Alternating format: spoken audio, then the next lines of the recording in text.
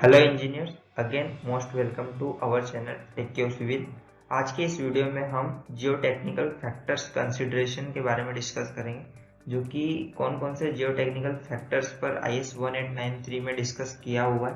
उस पर IS 1893 2016 part 1 में कौन कौन से क्लॉज दिए हुए हैं। यानी कि हम जब स्ट्रक्चर एनालिसिस कर रहे होते हैं तो जियो टेक्निकल फैक्टर्स जैसे कि SBC या टाइप ऑफ सॉइल्स, उस पर IS 1893 पार्ट 1 में कौन से क्लॉज दिए हुए और उस पर उसका क्या कंक्लूजन है, तो उसी पे आज हम डिस्कस करेंगे। तो चलिए वीडियो स्टार्ट करते हैं बिना देरी के। पर वीडियो स्टार्ट करने से पहले मेरी एक स्मॉल सी रिक्वेस्ट है आपसे कि अगर आपको ये वीडियो अच्छा लग रहा तो प्लीज़ वीडियो को लाइक कर देना।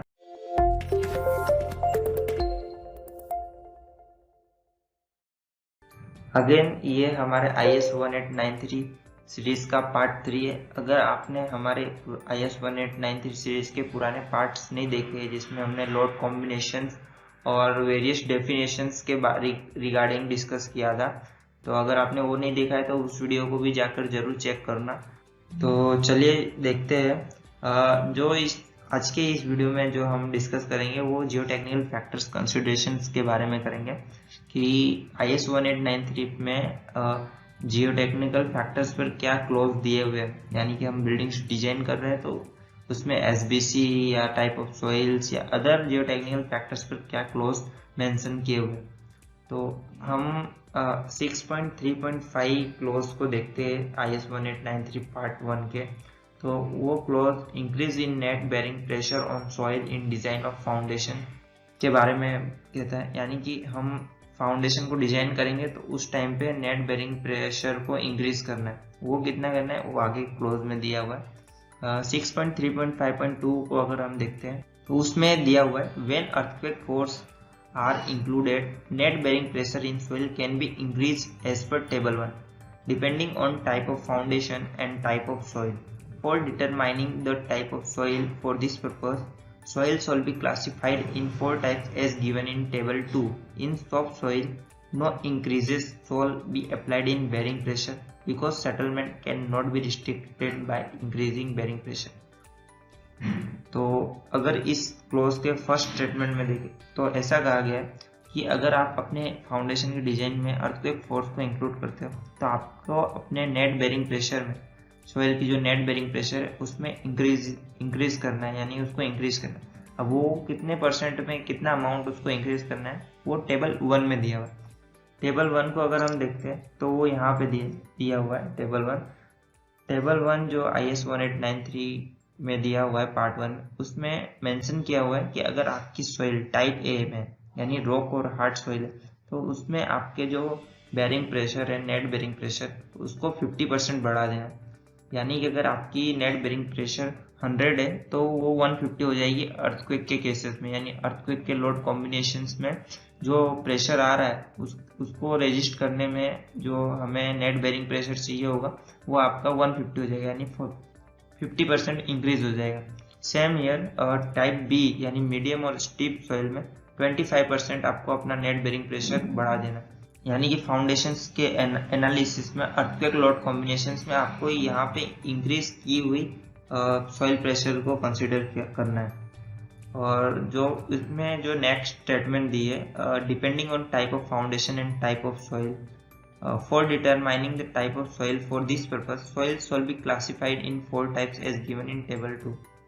अब जो ये सॉइल की क्लासिफिकेशन है वो IS 1893 ने टेबल 2 में मेंशन किया हुआ है, जो कि हम आगे इस वीडियो में देखेंगे। टेबल 2 पर भी डिस्कस करेंगे कि किस बेसिस पर ये रॉक सॉइल, मीडियम सॉइल और सॉफ्ट सॉइल क्लासिफाइड होगी। जो नेक्स्ट स्टेटमेंट इस क्लॉज की है वो ये है कि अगर आपका जो स्ट्रक्चर है वो सॉफ्ट सॉइल पर रेस्ट कर रहा है तो आपको अपने बेरिंग प्रेशर में कोई भी इंक्रीजेस नहीं करना है, 0% इंक्रीज करना है। यानी कि आपका अगर bearing pressure net bearing pressure 100 है तो आपको एनालिसिस और डिजाइन में भी 100 ही लेना होगा in case of earthquake load factors में भी। तो ये 6.3.5.2 में मेंशन किया हुआ है कि आपको कितने परसेंट इंक्रीज करना है नेट बेरिंग प्रेशर। जो नेक्स्ट क्लोज है 6.3.5.3 in soil deposit consisting of submerge loose sand and soil falling under classification poorly sand with corrected standard penetration test value and less than 15 in seismic zone 3, 4 and 5 and less than 10 in seismic zone 2. The shaking caused by earthquake, ground motion may cause liquefaction or excessive total and differential settlement. यानी कि अगर आपके case में जो earthquake 3, 4 और 5 है, उस earthquake zone 3, 4 और 5 है, वहाँ पे अगर आपकी सॉइल की वैल्यू लेस देन 15 आती है और आपके अर्थक्वेक जोन 2 में लेस देन 10 आती है, तो वहाँ की जो ग्राउंड है वो मे भी लिक्विफिकेशन के इफेक्ट में आ सकती है। नाउ द लिक्विफिकेशन क्या होता है उसके बारे में हमने डिटेल में डिस्कस किया है हमारे पार्ट 1 में, यानी इस सीरीज के एपिसोड 1 में। तो लिक्विफिकेशन क्या होता है उसको जाकर जरूर देख लें। अब ऐसा इस क्लोज में इस फर्स्ट स्टेटमेंट में बोला है कि अगर आपके जोन में आपकी सॉइल की एसपीटी यानी एन वैल्यू इतने से कम है तो आपकी सॉइल में सेटलमेंट होने के चांसेस है या तो आपकी सॉइल लिक्विफाई होने के चांसेस ज़्यादा है।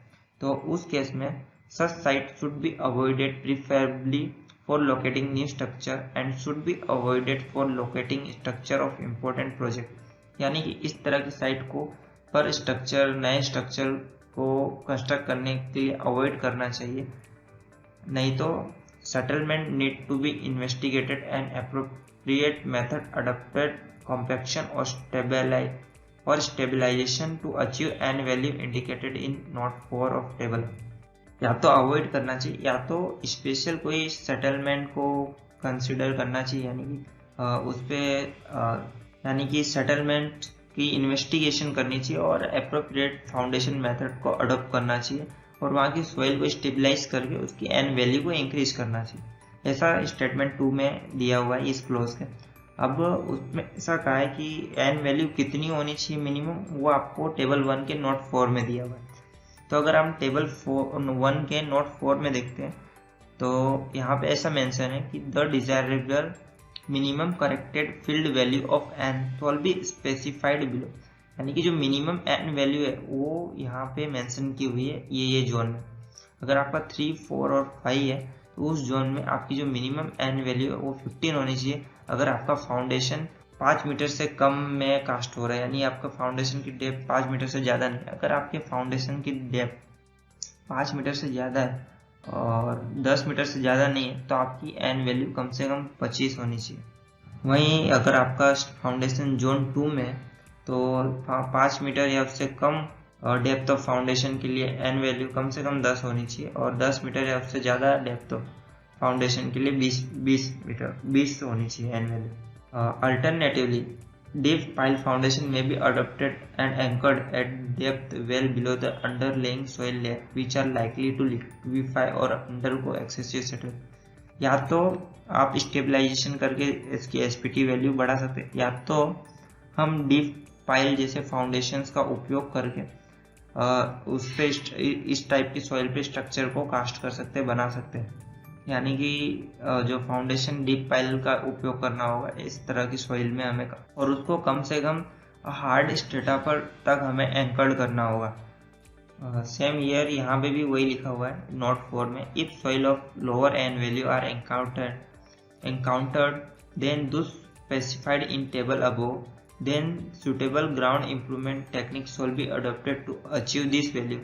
Alternatively, deep pile foundations should be used which are anchored in stronger strata underlying the soil layer that do not meet the requirement। जैसा कि मैंने आपको बताया वैसे ही यहाँ पे भी सेम मेंशन किया हुआ है। जो नेक्स्ट स्टेटमेंट पे अगर हम देखते हैं तो यहाँ पे ऐसा लिखा हुआ है, also marine clay layer and other sensitive clay layer are known to liquefy, undergo excessive settlement or even collapse owing to low shear strength of the said soil। Such soil would need special treatment according to site condition। See table 2।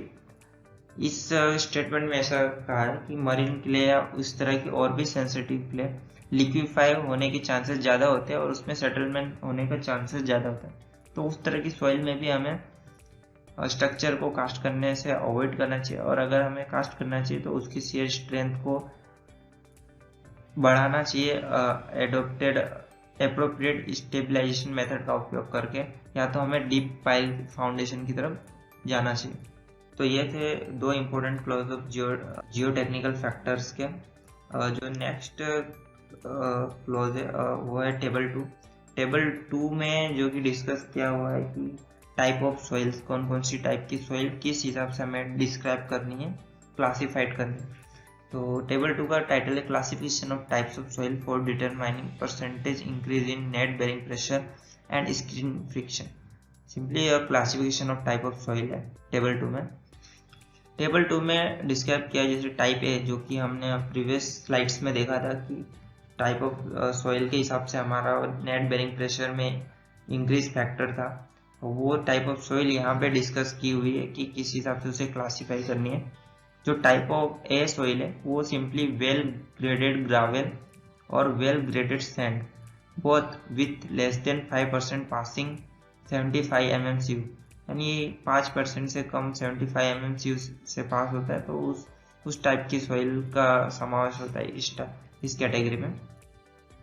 और simply अगर हम N value से जाए तो जिस soils का N value more than 30 होता है वो सॉइल हार्ड सॉइल या रॉक सॉइल होती है और वो टाइप ए कैटेगरी में लाइज करती है। जो टाइप बी कैटेगरी है वो है पुअरली ग्रेडेड सैंड और poorly graded sand with gravel with little और no fine having an between 10 and 30, यानी कि अगर आपकी सॉइल का एन वैल्यू बिटवीन 10 एंड 30 है तो आपकी जो सॉइल है वो मीडियम और स्टिप सॉइल हो सकती है। वो टाइप कैटेगरी 2 में टाइप बी में आएगी। जो टाइप सी की सॉइल है वो ये है कि ऑल सब soil other than SP with an less than 10, the various possible soil are steep of intermediate compressibility, silts of intermediate compressibility, silts of high compressibility, clay of intermediate compressibility, clay of high compressibility, silts and clay of intermediate to high compressibility, silts with clay of intermediate compressibility and silts with clay of high compressibility। तो ये इस प्रकार की अगर soil आपकी encountered हो रही है तो वो टाइप सी सॉफ्ट सॉइल के कैटेगरी में आएगी। और सिंपली अगर आपकी एन वैल्यू लेस देन 10 है तो वो आपकी सॉफ्ट सॉइल कहलाएगी। और जो आपकी टाइप डी है वो है unstable collapsible liquefiable soil, require site specific study and special treatment according to site condition. तो ये है 4 टाइप की सॉइल जो कि टेबल 2 में मेंशन की हुई है, क्लासिफाइड की हुई। तो ये थे जियो टेक्निकल फैक्टर्स जो कि IS 1893 पार्ट 1 में इंक्लूड्स किए हुए और जिसका डिस्क्रिप्शन हमने इस वीडियो में किया हुआ है। तो अगर आपको वीडियो अच्छा लगा हो तो इस वीडियो को लाइक जरूर कर देना और मैं आपको धन्यवाद करता हूँ कि आप हमारे वीडियो में अंत तक जुड़े। इसी तरह के और वीडियो पाने के लिए आप हमारे चैनल को सब्सक्राइब कर दें और बेल नोटिफिकेशन आइकन को भी दबा दें, जिससे जल्द से जल्द हम कोई भी वीडियो अपलोड करें तो वो आप तक पहुंच जाए। तो मिलते हैं नेक्स्ट वीडियो में। Thank you.